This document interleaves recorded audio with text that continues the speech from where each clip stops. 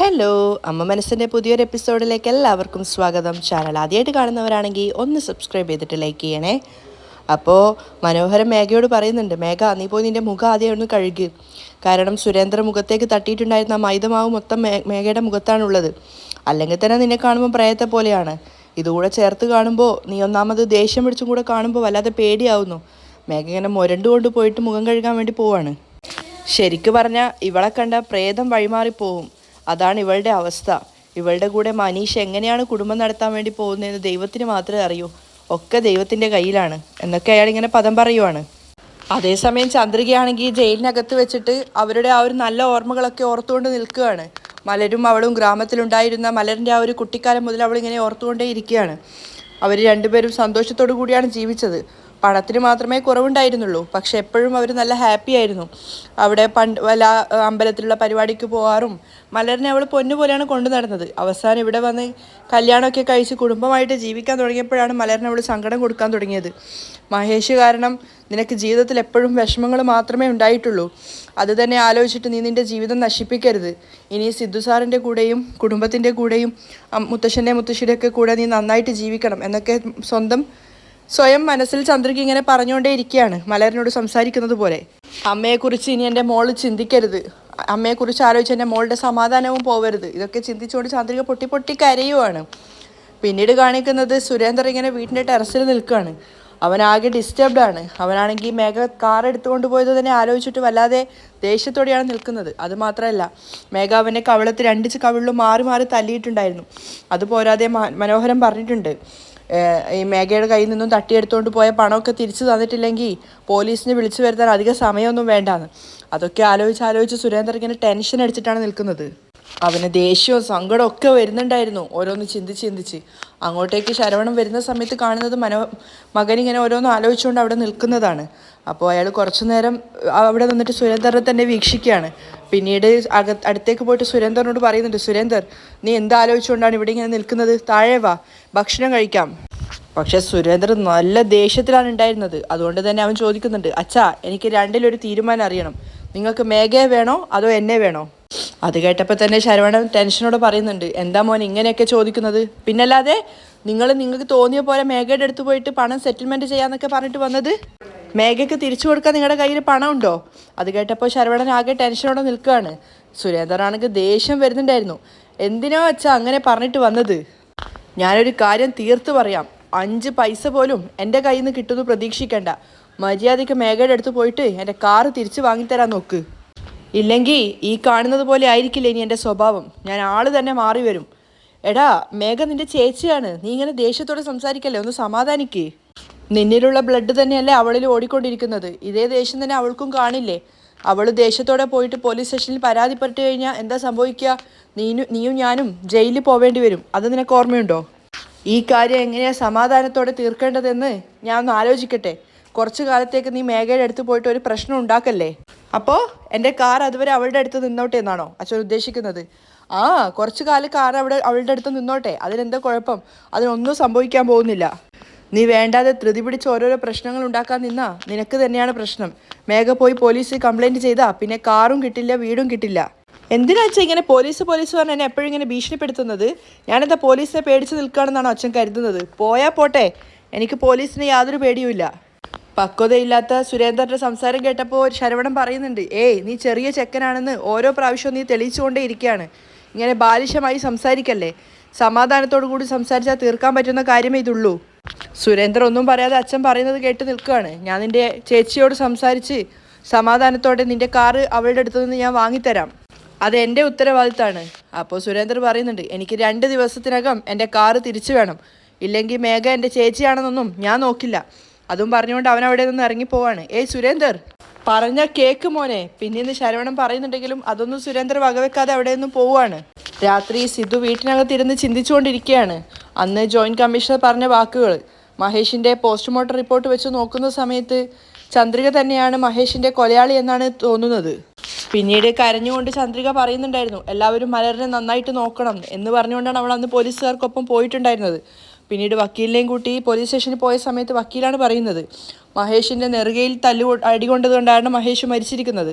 ചന്ദ്രികയാണെങ്കിൽ തലയുടെ പിൻഭാഗത്താണ് അടിച്ചിരിക്കുന്നത്. അപ്പോൾ പിന്നെ മഹേഷിൻ്റെ തലയുടെ നെറുകയിൽ അടിച്ചത് ആരാണ്? അറിയില്ല മാഡം. അന്ന് ചന്ദ്രിക കരഞ്ഞുകൊണ്ട് അങ്ങനെയാണ് പറഞ്ഞത്. അതൊക്കെ ചിന്തിച്ചുകൊണ്ടിരിക്കുകയാണ് സിദ്ധാർത്ഥ്. ആ സമയത്താണ് മലർ കരഞ്ഞുകൊണ്ട് അങ്ങോട്ടേക്ക് വരുന്നത്. അച്ഛാ. മലരിനെ കണ്ടപ്പോൾ വാത്സല്യത്തോടെ സിദ്ധു വേഗം എടുത്തിട്ട് അവൻ്റെ അടുത്ത് ഇരുത്തുവാണ്. അമ്മയെ കണ്ടോ അച്ഛാ? അമ്മയ്ക്ക് സുഖാണോ? അമ്മ നന്നായിട്ടുണ്ട് മലർ. നിന്നെക്കുറിച്ചാണ് അമ്മ ചോദിച്ചത് മുഴുവനും. എന്താ അച്ഛാ എന്നെ കൂട്ടിയിട്ട് അമ്മയുടെ അടുത്തേക്ക് പോവാത്തത്? എടാ, അമ്മ പറഞ്ഞു മോളെയും കൂട്ടിയിട്ട് പോലീസ് സ്റ്റേഷനിലേക്ക് വരരുത് എന്ന്. അച്ഛാ, എനിക്ക് അമ്മയെ കാണാൻ തോന്നുവാണ്. എനിക്ക് മനസ്സിലാവുന്നുണ്ട് മലർ. പക്ഷേ പോലീസ് സ്റ്റേഷനിൽ പോയാൽ മോള് പേടിക്കുന്നാണ് അമ്മ പറയുന്നത്. അതുകൊണ്ടാണ് അച്ഛൻ മോളെയും കൂട്ടിയിട്ട് സ്റ്റേഷനിലേക്ക് പോവാത്തത്. ഇങ്ങോട്ട് നോക്ക്. ഇനി മോൾ ഒന്നുകൊണ്ടും ഭയപ്പെടണ്ട. മഹേഷിനെ മോളുടെ അമ്മയല്ല കൊന്നത്. വേറെ ആരോ ആണ് മഹേഷിനെ കൊന്നിട്ടുള്ളത്. അത് എത്രയും പെട്ടെന്ന് ഞാനും അഡ്വക്കേറ്റും ചേർന്ന് കണ്ടുപിടിക്കും. വളരെ പെട്ടെന്ന് തന്നെ അമ്മയെ ഞാനും അഡ്വക്കേറ്റും ചേർന്ന് ആ കേസിൽ നിന്നും പുറത്തു കൊണ്ടുവരും. കുറച്ചു കാലത്തേക്ക് മോൾ അമ്മയെക്കുറിച്ച് ചിന്തിച്ച് ടെൻഷൻ ആവുകയേ വേണ്ട. മലറിന് മനസ്സിലാവാനും വിഷമം കുറക്കാനും വേണ്ടിയിട്ടാണ് സിദ്ധാർത്ഥ് പറയുന്നത്. പക്ഷെ മലരിങ്ങനെ ടെൻഷൻ അടിച്ചിരിക്കുകയാണ്. മലർ, നിന്നെ നന്നായിട്ട് നോക്കാൻ വേണ്ടിയാണ് അമ്മ ലാസ്റ്റും പറഞ്ഞത്. നീ അമ്മയെക്കുറിച്ച് തന്നെ ചിന്തിച്ച് ഇങ്ങനെ ടെൻഷൻ അടിച്ചിരിക്കരുത്. അമ്മ നന്നായിട്ടാണുള്ളത്, മനസ്സിലായോ? മോള് നാളെ മുതൽ സ്കൂളിൽ പോകണം, നന്നായിട്ട് പഠിക്കണം. അപ്പോഴാണ് അമ്മയ്ക്ക് സന്തോഷമാവുക, മനസ്സിലായോ? സിദ്ധു ചിരി വരുത്തിക്കൊണ്ട് മലറിനോട് പറയുകയാണ്. ശരി, സമയം ഒരുപാടായി, നമുക്ക് രണ്ടുപേർക്ക് ഉറങ്ങാം എന്ന് പറഞ്ഞുകൊണ്ട് മലറിനെ എടുത്ത് ഉമ്മയൊക്കെ കൊടുത്തിട്ട് സിദ്ധാർത്ഥ മുറിയിലേക്ക് കൂട്ടിക്കൊണ്ട് പോവുകയാണ്. ആ സമയത്ത് മദ്യപിച്ചിട്ടാണ് ശരവണൻ വീട്ടിലേക്ക് വരുന്നത്. സുരേന്ദ്രൻ അവിടെ സോഫയിൽ ഇരിക്കുന്നുണ്ടായിരുന്നു. മദ്യപിച്ച് കാലൊക്കെ കുഴഞ്ഞുകൊണ്ട് വന്നിട്ട് അയാൾ മകനോട് മാപ്പ് പറയാണ്. എനിക്ക് മാപ്പ് തരണം മോനെ. അപ്പോൾ സുരേന്ദ്രൻ ചോദിക്കുന്നുണ്ട്, എന്തിനാ അച്ഛാ മാപ്പ് ചോദിക്കുന്നത്? അച്ഛൻ്റെ ഭാവം മാറ്റം ശ്രദ്ധിച്ചുകൊണ്ട് അവൻ തന്നെ ചോദിക്കുകയാണ്, അച്ഛൻ കുടിച്ചിട്ടുണ്ടോ? അതേ മോനെ, ഞാനൊരു വലിയ തെറ്റ് ചെയ്തു. അതിൻ്റെ മനോവിഷമത്തിലാണ് ഞാൻ മദ്യപിച്ചത്. എന്ത് തെറ്റാ അച്ഛൻ ചെയ്തത്? പറഞ്ഞു കഴിഞ്ഞാൽ നീ എന്നോട് ദേഷ്യപ്പെടുവോ? അയ്യോ അച്ഛ, കാര്യം എന്താണെന്ന് ആദ്യം പറ. എന്നോട് ദേഷ്യപ്പെടില്ലെന്ന് ആദ്യം സത്യം ചെയ്ത് പറയും, അപ്പോഴേ ഞാൻ പറയുള്ളൂ. അയാൾ പേടിയോടെ നിൽക്കുകയാണ്. സുരേന്ദ്രനാണെങ്കിൽ നല്ല ദേഷ്യം വരുന്നുണ്ട്. അച്ഛാ, ദേഷ്യപ്പെടുത്താതെ കാര്യം എന്താണെന്ന് വെച്ചാൽ പറ. ഇല്ലടാ, നീ എന്നോട് ദേഷ്യപ്പെടില്ലെന്ന് എനിക്ക് വാക്കുതാ, അപ്പോഴേ ഞാൻ പറയുള്ളൂ. പേടിച്ച് നിൽക്കുകയാണ് ശരവണൻ. അപ്പോൾ ലാസ്റ്റ് സുരേന്ദ്രൻ പറയുന്നുണ്ട്, ശരി ദേഷ്യപ്പെടില്ല, എന്താ കാര്യം എന്ന് പറ. അങ്ങനെ ശരവണൻ അവിടെ ഇരിക്കുകയാണ് സോഫയിൽ. അടുത്ത് തന്നെ പോയിട്ട് സുരേന്ദ്രൻ ഇരിക്കുന്നുണ്ട്. പറയച്ചാ, രാവിലെ മേഘ ഫോൺ ചെയ്തിട്ട് വരാൻ പറഞ്ഞിട്ടുണ്ടായിരുന്നു. അച്ഛൻ പറയാൻ പോകുന്ന കാര്യത്തിൻ്റെ സീരിയസ്നെസ് മനസ്സിലാവാതെ ടെൻഷൻ അടിച്ചിരിക്കുകയാണ് സുരേന്ദർ. അപ്പോൾ ശരവണൻ പറയുന്നുണ്ട്, ഞാനും മേഘയല്ലേ വിളിച്ചത് എന്ന് കരുതിയിട്ട് പോയി. പക്ഷേ അവൾ എന്നെ കൈയോടെ രജിസ്റ്റർ ഓഫീസിലാണ് കൂട്ടിയിട്ട് പോയത് മോനെ. അയാൾ വിയർത്ത് കുളിച്ചുകൊണ്ടാണ് സംസാരിക്കുന്നത്. എൻ്റെ പേരിലുള്ള ഈ വീട് അവളുടെ പേരിലേക്ക് എഴുതി കൊടുക്കാൻ പറഞ്ഞു. അത് കേട്ട് സുരേന്ദ്രൻ ഇങ്ങനെ ഞെട്ടിയിട്ടിരിക്കുകയാണ്. അപ്പോൾ അയാൾ പറയുന്നുണ്ട്, എന്നെക്കൊണ്ട് പറ്റില്ല എന്ന് ഞാൻ പറഞ്ഞതാണ്. പക്ഷേ ഞാനത് എഴുതി കൊടുത്തില്ലെങ്കിൽ അപ്പം തന്നെ അവൾ പോയിട്ട് സുരേന്ദ്രൻ്റെ പേരിൽ കേസ് പോലീസ് സ്റ്റേഷനിൽ എത്തിക്കും എന്നൊക്കെ പറഞ്ഞു. അപ്പം തന്നെ പോലീസുകാർ വന്ന് നിന്നെ കസ്റ്റഡിയിൽ എടുത്തുകൊണ്ട് പോവും എന്ന് പറഞ്ഞു. ഞാൻ അവളോട് ഒരുപാട് പ്രാവശ്യം കെഞ്ചിയതാ മോനെ, പക്ഷേ അവൾ അതൊന്നും കേട്ടതേയില്ല. വീട് അവളുടെ പേരിൽ എഴുതി കൊടുത്താൽ മാത്രമേ അവൾ അടങ്ങിയിരിക്കുള്ളൂ, അല്ലെങ്കിൽ ഇപ്പം തന്നെ അവൾ പോലീസ് സ്റ്റേഷനിലേക്ക് പോവും എന്നൊക്കെ എന്നെ ഭീഷണിപ്പെടുത്തി. പേടിച്ചുകൊണ്ടാണ് ശരവണൻ പറയുന്നത്. സുരേന്ദ്രനാണെങ്കിൽ ടെൻഷൻ അടിച്ചിരിക്കുകയാണ്. എന്നിട്ട് അവൻ പതർച്ചയോട് ചോദിക്കുകയാണ്. അയാൾ കണ്ണടയൊക്കെ ഊരി കണ്ണൊക്കെ തുടച്ചുകൊണ്ട് പേടിയോടെ പറയുന്നുണ്ട്, എനിക്കതല്ലാതെ മറ്റു മാർഗമൊന്നും എൻ്റെ മുന്നിൽ ഉണ്ടായിരുന്നില്ല മോനെ. നിന്നെ ജയിലിലേക്ക് അയക്കാൻ എൻ്റെ മനസ്സ് അനുവദിച്ചില്ല. അതുകൊണ്ട് ഞാൻ ഈ വീട് മേഘയുടെ പേരിൽ എഴുതി കൊടുത്തു മോനെ. അത് കേട്ടത് സുരേന്ദ്രൻ തരിച്ചുപോയി. അവൻ പെട്ടെന്ന് തന്നെ എഴുന്നേറ്റ് ചോദിക്കാണ്, അച്ഛാ, എന്ത് വിവരക്കേട് നിങ്ങളീ പറയുന്നത്? വീട് അവളുടെ പേരിലേക്ക് എഴുതി കൊടുത്തു എന്നോ? അതേ മോനെ. അയ്യോ, എന്താ അച്ഛാ, എന്തിനാ ഇങ്ങനെ ചെയ്തത്? ഈ വീട് എത്ര കഷ്ടപ്പെട്ടിട്ടാണ് ഞാൻ വാങ്ങിച്ചതെന്ന് നിങ്ങൾക്കറിയാമോ? നിങ്ങൾ ഈസി ആയിട്ട് പോയിട്ട് അത് മേഘയ്ക്ക് എഴുതി കൊടുത്തിട്ട് വന്നിരിക്കുകയാണോ? ഇല്ല മോനെ, നീ ജയിലിൽ പോവാതിരിക്കണം എന്ന് വിചാരിച്ചിട്ടാണ് ഞാൻ അങ്ങനെ ചെയ്തത്. ഒച്ചാ, മിണ്ടല്ലേ അച്ഛാ. അവൾ ഭീഷണിപ്പെടുത്തിയെന്നും പറഞ്ഞിട്ട് വീട് അവളുടെ പേരിൽ എഴുതി കൊടുത്ത് വന്ന് നിൽക്കുകയാണോ? എന്നെ ഒന്ന് വിളിച്ച് പറഞ്ഞുകൂടായിരുന്നോ? ഞാൻ അങ്ങോട്ട് വരുമായിരുന്നില്ലേ? ഇല്ല മോനെ, അതിന് മാത്രമുള്ള സമയം മേഘ എനിക്ക് തന്നിട്ടില്ല. ഞാൻ ആ നിന്ന നിൽപ്പിൽ തന്നെ എഴുതി കൊടുത്തിട്ടില്ലെങ്കിൽ നിന്റെ പേരിൽ കേസുമായിട്ട് അവൾ പോലീസ് സ്റ്റേഷനിലേക്ക് പോകുമെന്ന് പറഞ്ഞ് അവൾ എന്നെ ഭീഷണിപ്പെടുത്തിക്കൊണ്ടിരിക്കുകയായിരുന്നു. എനിക്ക് മുന്നിൽ മറ്റു മാർഗവും വഴിയോ ഒന്നുമില്ലായിരുന്നു. അതുകൊണ്ടാണ് ഞാൻ അപ്പം തന്നെ അത് അവളുടെ പേരിലേക്ക് എഴുതി കൊടുത്തത്. അയ്യോ അച്ഛാ, മിണ്ടല്ലേ, എനിക്ക് ദേഷ്യം വരുന്നുണ്ട്. അവളെ ഭയന്ന് വീട് എഴുതി കൊടുത്ത് വന്ന് നിൽക്കുക. ആദ്യം കാറും എടുത്തോണ്ട് പോയി, ഇപ്പം വീടും കിട്ടി അവളുടെ പേരിൽ തന്നെ. ഇനി നമ്മളെങ്ങോട്ടേക്കാണ് പോവുക? എന്നോട് ക്ഷമിക്കും മോനെ. അച്ഛാ, എൻ്റെ കൺമുന്നിൽ നിൽക്കല്ലേ, ഒന്ന് പൊയ്ക്കേ. ഞാൻ എന്താ പറഞ്ഞു വരുന്നതെന്ന് വെച്ചാൽ മതിയച്ചാ, നിർത്തിക്കോ, എൻ്റെ മുന്നിൽ നിന്ന് പൊയ്ക്കോ. അങ്ങനെ ശരവണൻ പേടിയോടുകൂടി അകത്തേക്ക് പോവുകയാണ്. സുരേന്ദ്രനാണെങ്കിൽ ദേഷ്യം വന്നിട്ട് കണ്ണ് കാണുന്നുണ്ടായിരുന്നില്ല. അവൻ അവിടെയുള്ള സാധനങ്ങളൊക്കെ അടിച്ച് പൊട്ടിക്കുകയാണ് ദേഷ്യം തീരാതെ. പിറ്റേന്ന് നേരം വെളുത്തപ്പോൾ പോലീസ് സ്റ്റേഷനാണ്. അപ്പോൾ ചന്ദ്രികയെ വിളിച്ചിട്ട് SI പറയാണ് കുറച്ച് അങ്ങോട്ട് മാറി നിൽക്കാൻ വേണ്ടിയിട്ട്. കാരണം അവളെ കോടതിയിലേക്ക് എത്തിക്കണമായിരുന്നു. അപ്പോൾ അതിനു മുമ്പ് അവൾക്കൊരു നമ്പറൊക്കെ കൊടുത്തിട്ട് അത് അവർ ഫോട്ടോ ഒക്കെ എടുക്കുന്നുണ്ടായിരുന്നു, അവളെ ഫ്രണ്ടിൽ നിന്നും സൈഡിൽ നിന്നൊക്കെ ആയിട്ട്. ശരിക്കും പറഞ്ഞാൽ ഒരു കുറ്റവാളിയെ പോലെയാണ് ചന്ദ്രികയോട് അവർ പെരുമാറിക്കൊണ്ടിരിക്കുന്നത്. അവളുടെ പേരെഴുതി ഒരു സ്ലേറ്റ് കൊടുത്തിട്ട് അത് മുന്നിൽ നിന്നും സൈഡിൽ നിന്നും പിന്നിൽ നിന്നൊക്കെ ആയിട്ട് ഫോട്ടോ എടുക്കുകയാണ്. ചന്ദ്രയ്ക്ക് ശരിക്കും പറഞ്ഞാൽ വല്ലാതെ കരച്ചിൽ വരുന്നുണ്ടായിരുന്നു. അവൾ പോലും അറിയാതെ അവളൊരു കുറ്റവാളിയായിക്കൊണ്ടിരിക്കുകയായിരുന്നു. പിറ്റേന്ന് ആ സമയത്ത് ശരവണൻ ചായയായിട്ട് മകൻ്റെ മുന്നിൽ വന്ന് നിൽക്കുകയാണ്. ഇന്നാ സുരേന്ദർ ചായ കുടിക്കുക, എനിക്കൊന്നും വേണ്ട, എൻ്റെ മുന്നിൽ നിന്ന് എടുത്ത് പൊയ്ക്കോ. എന്തിനാ മോനെ ഇങ്ങനെയൊക്കെ സംസാരിക്കുന്നത്? രാവിലെ മുതൽ നീ ഒന്നും കഴിച്ചിട്ടില്ല, ഈ ചായയെങ്കിലും കുടിക്ക്. അപ്പം അവൻ ദേഷ്യത്തോടെ പറയാണ്, കുറച്ച് വിഷമുണ്ടെങ്കിൽ ഈ ചായയിൽ കലക്കിയിട്ടതാ, കുടിച്ചിട്ട് ഒന്നിച്ചങ്ങ് തീർന്നേക്കാം. അപ്പോൾ അയാൾ പറയുന്നുണ്ട്, എന്തിനാ മോനെ ഇങ്ങനെയൊക്കെ സംസാരിക്കുന്നത്? മേഘ എന്താ പുറത്തുള്ള ആളാണോ? നിന്റെ ചേച്ചിയല്ലേ? നിന്നോടുള്ള ദേഷ്യം കൊണ്ട് വീട് അവളുടെ പേരിലേക്ക് എഴുതി വാങ്ങിച്ചു, അത്രയേ ഉള്ളൂ. കുറച്ചു കാലം കഴിഞ്ഞാൽ അവൾ തന്നെ അതൊക്കെ നിന്റെ പേരിലേക്ക് തിരിച്ചെഴുതി തരും. ഇതിനെക്കുറിച്ച് ആലോചിച്ച് നീ വെറുതെ ടെൻഷൻ ആവണ്ട. ഇങ്ങോട്ട് നോക്ക്, ഞാൻ വീണ്ടും പറയാണ്, മേഘ തീർച്ചയായിട്ടും ഈ വീട് നമ്മുടെ പേരിൽ തന്നെ തിരിച്ചെഴുതി തരും. നീ ഞാൻ പറയുന്നതൊന്ന് വിശ്വസിക്ക്. അയാൾ സുരേന്ദ്രനെ തണുപ്പിക്കാൻ വേണ്ടി മാക്സിമം ശ്രമിക്കുന്നുണ്ട്. ആ സമയത്താണ് മനോഹരനെയും കൂട്ടിക്കൊണ്ട് മേഘ അങ്ങോട്ടേക്ക് വരുന്നത്. അവളുടെ കയ്യിൽ അവളുടെ തുണിയും മണിയും കിണിയൊക്കെ ഉണ്ടായിരുന്നു. അവരുടെ ലഗേജ് എടുത്തിട്ടാണ് അവൾ വരുന്നത്. ഒപ്പം തന്നെ മനോഹരൻ്റെ കയ്യിലും അതുപോലെ ഒരു ബാഗ് ഉണ്ടായിരുന്നു. രണ്ടുപേരും നേരെ വന്ന് നിന്നതും സുരേന്ദറും അതുപോലെ ശരവണനും വേഗം എഴുന്നേൽക്കുകയാണ്.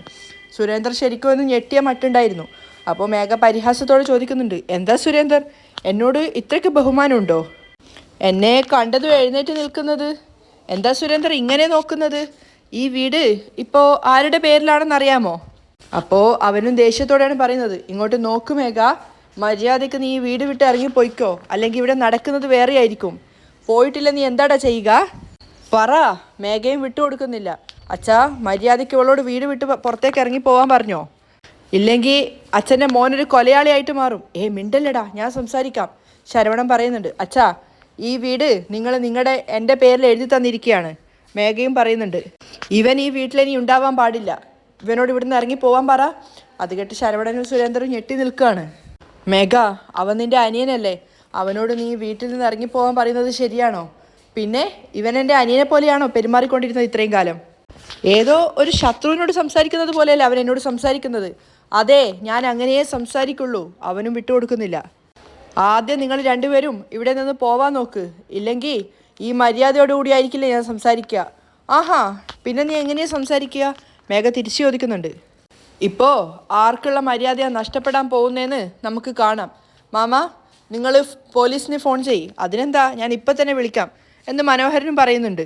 മനോഹരൻ പോക്കറ്റിൽ നിന്നും ഫോൺ എടുക്കുന്ന സമയത്ത് ശരവണൻ പറയുന്നുണ്ട്, മേഘ, പോലീസിനൊന്നും വിളിക്കണ്ട മോളെ, അവനൊരു പാവാണ്, ആ ദേഷ്യം കൊണ്ട് സംസാരിക്കുന്നു എന്നേ ഉള്ളൂ. അപ്പോൾ മേഘ കളിയാക്കിക്കൊണ്ട് ചോദിക്കുകയാണ്, ആര്? ഇവൻ പാവാണെന്നോ? എൻ്റെ കാറും എൻ്റെ വീടും എൻ്റെ അടുക്കൽ നിന്ന് എടുത്തു കഴിഞ്ഞാൽ ഞാൻ നിന്നെ വെറുതെ വിടുന്നാണോ നീ കരുതിയത്? എന്നും പറഞ്ഞുകൊണ്ട് സുരേന്ദ്രൻ മേഘയുടെ മുന്നിലേക്ക് വന്നതും അവളുടെ ചെകിട്ടത്ത് നോക്കി ഒന്ന് പൊട്ടിച്ചു കൊടുത്തതും ഒരുമിച്ചായിരുന്നു. അവിടെ കൂടി നിന്ന് ആരും അത് പ്രതീക്ഷിച്ചിട്ടുണ്ടായിരുന്നില്ല, എസ്പെഷ്യലി മേഘ. അവൾ ശരിക്കും ഞെട്ടിപ്പോയിട്ടുണ്ടായിരുന്നു. കാരണം സുരേന്ദ്രനെ അങ്ങോട്ടേക്ക് തല്ലിയിട്ടുണ്ടെങ്കിലും അവൻ തിരിച്ച് ഇങ്ങോട്ടേക്ക് തല്ലുമെന്ന് അവൾ വിചാരിച്ചതേ ഇല്ല.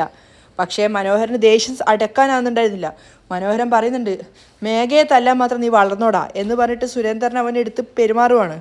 സുരേന്ദറും മനോഹരനും തമ്മിലുള്ള അടിക്കിടയിൽ ശരവണൻ അവരെ പിടിച്ചു മാറ്റാൻ വേണ്ടി ശ്രമിക്കുന്നുണ്ട്. മേഘ മനോഹരനെയും ശരവണൻ സുരേന്ദ്രനെയും പിടിച്ച് രണ്ട് ഭാഗത്തേക്ക് മാറ്റുവാണ്. അപ്പോൾ മനോഹരൻ പറയുന്നുണ്ട്, മേഘയെ തല്ലാൻ മാത്രം നീ വളർന്നോ?